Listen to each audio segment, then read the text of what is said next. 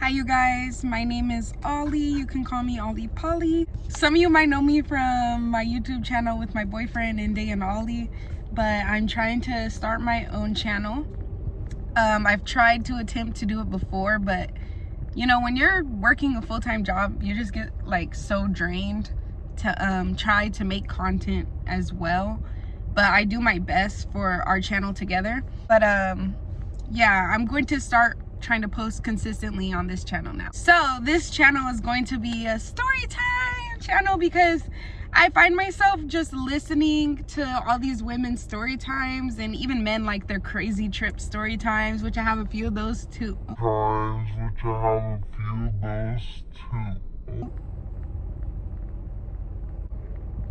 I think it went in my boob. I find myself listening to all these story times and I just get like so into them, like so immersed. And I realized, like, me myself, I have been through a lot of crazy shit, and I have a ton of awesome story times that I'm so excited to be sharing with you guys.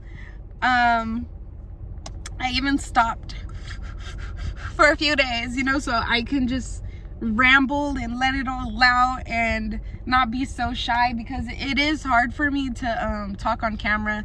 I'm still learning how to be a better content creator and like speak on camera. It's very difficult for me because I can't even tell you why. But anyways, you guys, let's get into it. So this specific story time is going to be about the time my dream saved my life. I know you guys think like, oh, she's crazy. There's no way you could have like a premonition dream or whatever.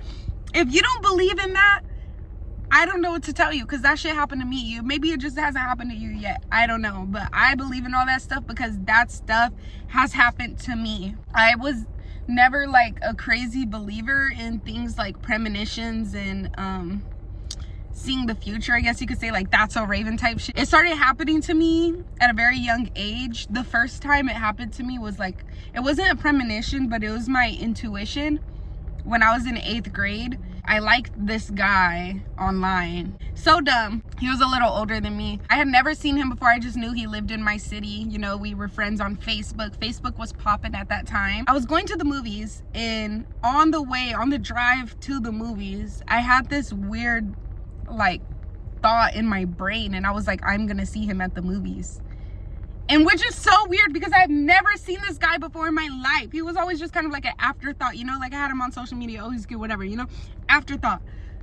Bro, I swear to God, I go to the movies, meet up with all my friends, we watch the movie. This is 8th grade, okay? I think it was like Insidious or some shit like that. Okay, we watched the movie.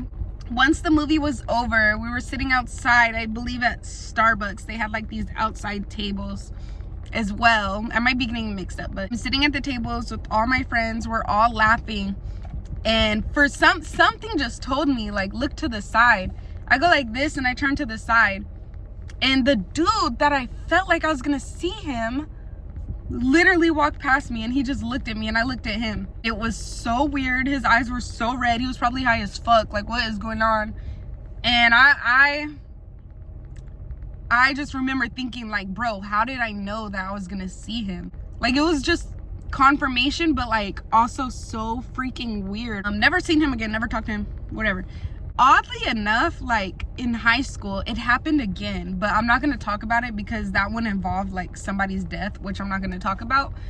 But it just know that that's when it started really happening, but I never really paid much mind to it until I started dabbling with psychedelics. After I started dabbling with psychedelics, like I became so receptive, like it's insane. But anyways, you guys, sorry for all the little side stories.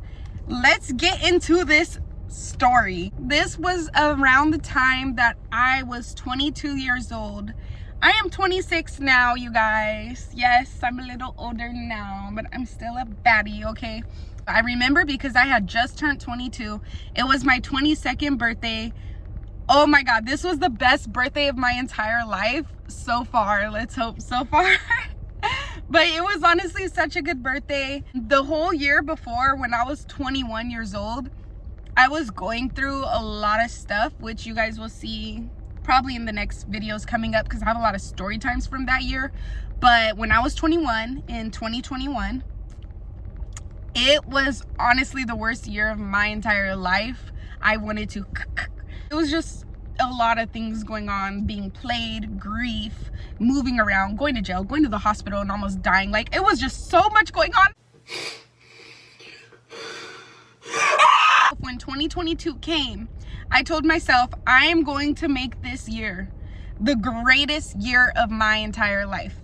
And it did not disappoint. Like, manifesting baddie. But I made some great friends. My 22nd birthday, let's get to it.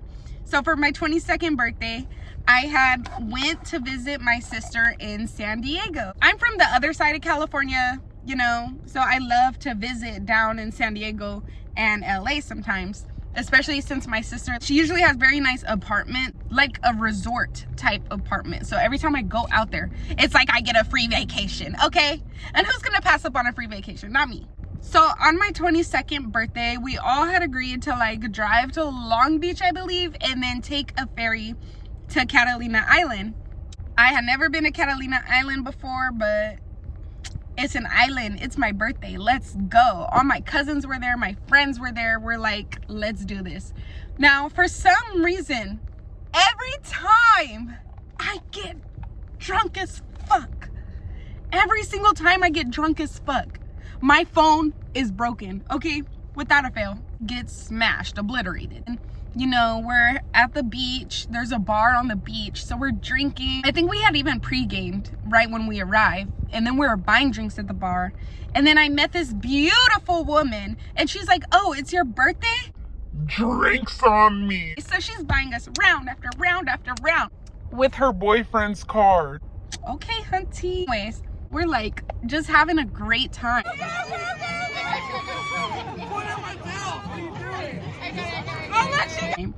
At some point, me and my cousins and my sisters, we're like, we should take topless photos. We're drunk as hell, right? So we're like, we should take topless photos.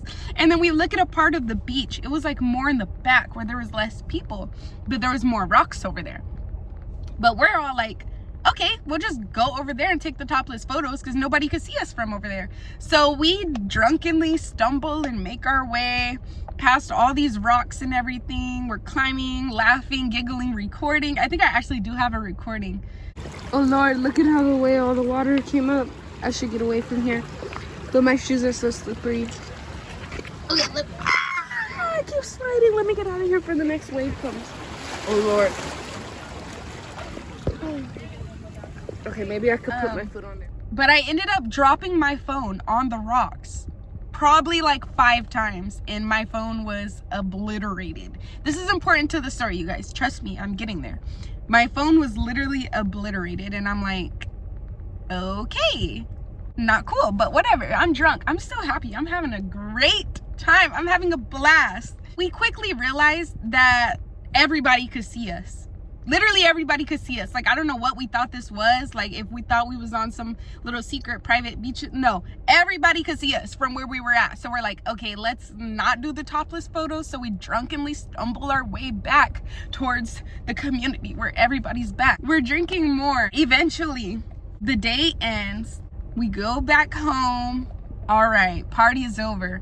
I come back to my side of California, and I have no phone. What do you know? Yay, no, I have no phone. My phone was broken, and it was my fault, okay? It was my fault. And so I'm like, all right, well, I have no phone, right? This is life. So I try with my insurance. My phone is part of my aunt's plan. So like, if I want to get it fixed or anything, I kind of have to go to her for help because I know I'm an adult, okay? But she's the adultier adult. Okay, and I will always go to the adultier adult because I'm still learning life, okay? I'm still learning. Plus, like I said, I was only 22 at the time. So I go to my aunt, we try to get me a new phone, but insurance is literally playing games with us.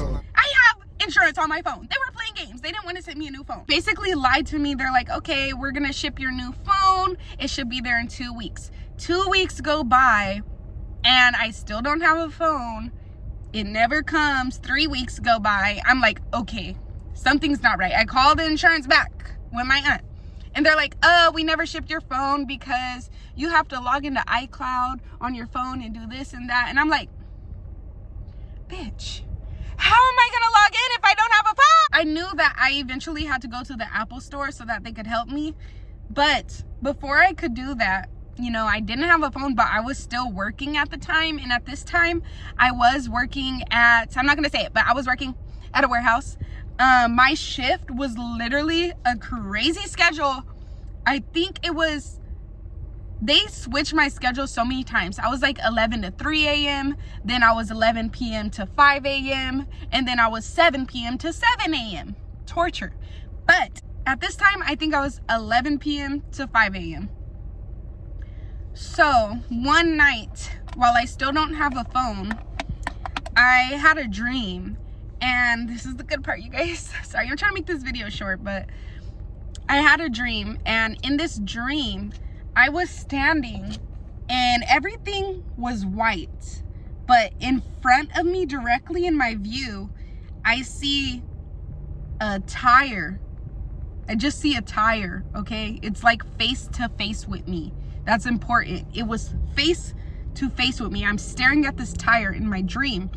And the tire is like shredded, like literally like shredded. And I just remember thinking, or I don't know if I thought this or like I heard a voice, but I just heard like, damn, like that's that's literally it. Like that was the whole dream. Like I just see a shredded ass, tore the fuck up tire, and I hear damn. When I woke up from the dream, it was so random that it kind of just had me thinking for a bit. What would I do if that was like, if that happened to me? Just for a little context, I was raised by my grandparents, so I was living with my grandparents at this time. I go and I get in the bed with my grandma, and I'm like, Grandma, you know how I don't have a phone? I was like, what would I do if my tire pops and I don't have a phone to call for help? Because I don't know why the dream made me think of that. If I didn't have that dream, I would have never thought of that. I would have never thought to ask her that. And my grandma, she's so sweet sometimes when she wants to be. She's like, here, she gives me my baby cousin's phone.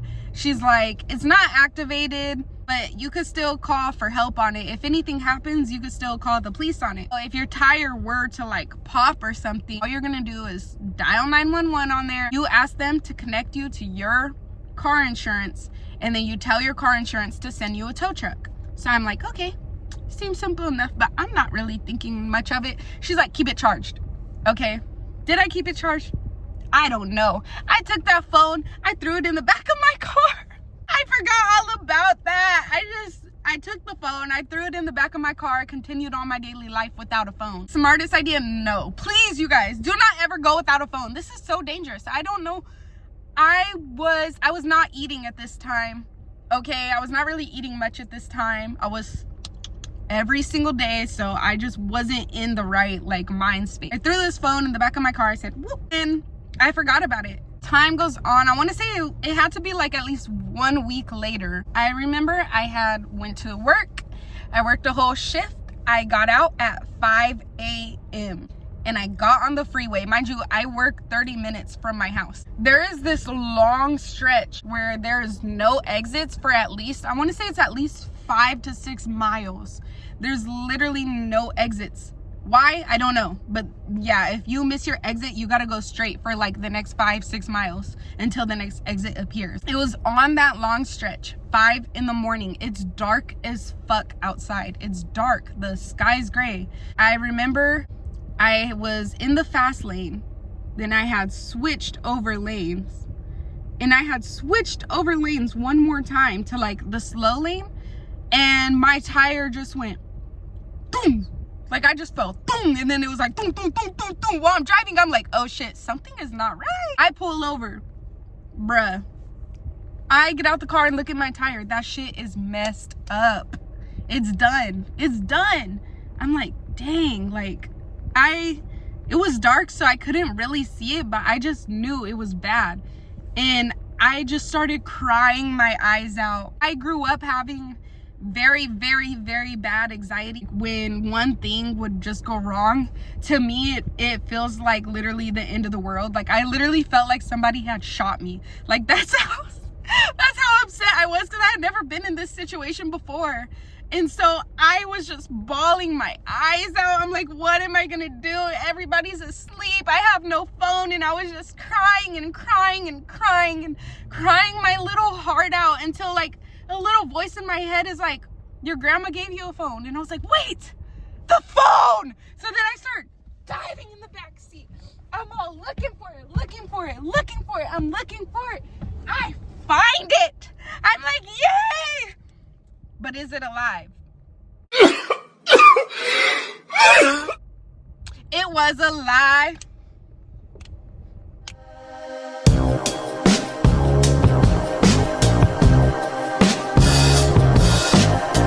I get the phone. I do exactly what my grandma said. She said, it'll work for 911. I call 911. 911 answers. I say, my tire pop, I'm stranded. Please connect me to my insurance. They're like, we got you. They connect me to my insurance. My insurance, they're like, we got you. We'll send a tow truck. And now I have to wait, like, I believe it was 2 to 3 hours for the tow truck to come. And I just remember thinking, like, it's gonna be okay. My makeup, I wore heavy eyeliner back then. Like I said, I was so sad back then. So, like, it showed on my face a lot. It was running like black. My face covered all in black. Terrible, terrible, all over my clothes. And I remember thinking, like, I don't care if this tow truck driver is a creep or a weirdo. He's gonna be my hero. No matter who he is in this world, he's gonna be my hero. He's gonna be my hero. He's gonna save me right now. Bro, why the tow truck driver come and he literally looks like a mixture of Dwight from The Office mixed with the dude in the wheelchair from Scary Movie 2. So I'm like, ew. You know what? I'm not judging. He is my hero. Okay? He's like, you can ride up here with me. Da da da da. He tows my car. He takes me to the art shop. He was so creepy, asking me personal questions the entire time. Asking me like, oh, how old are you? And I was like, I'm 22. He's like, we're not that far in age. We're almost the same age. Mind you, this man was balding. How are we Anyways, I'm like, okay, whatever. I'm just gonna be his friend. He literally gives me his number on a receipt or a napkin or something. He's like, call me if you ever have trouble again. I will personally come for you. I will personally tow this for you. And if you ever want to grab coffee, like, we could do that. Like, just being scary, but he's my hero. Yeah, we're looking at my car, right? And it's up, like, before he takes it down, because we have to wait for the tire shop to open, because I believe they open at 8 o'clock and we were there like maybe around 7:30ish. We're looking at my car on top of the tow truck. You know, it's like elevated. So I'm face to face with the tire. Yes, just like my dream. And the tire was shredded as fuck. And me and him are looking at it and he's like, damn.